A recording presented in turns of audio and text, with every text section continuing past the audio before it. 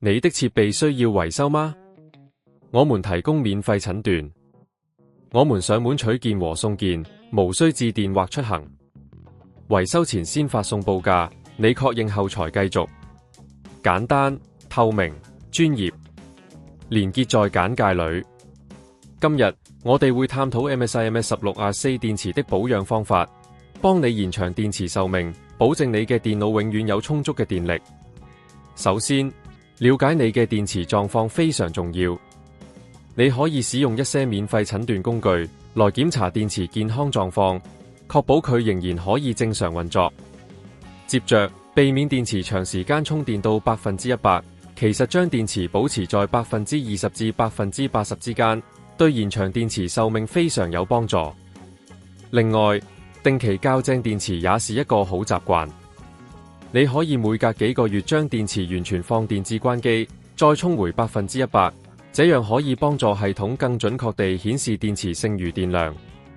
對於 MS16R4 用戶，建議你盡量避免使用高負荷的應用程式，因為這樣會加速電池消耗，保持電腦運行流暢。如果你發現電池的性能明顯下降，可能需要考慮更換電池。我哋提供免費診斷服務，幫你檢查電池狀況，並提供專業建議。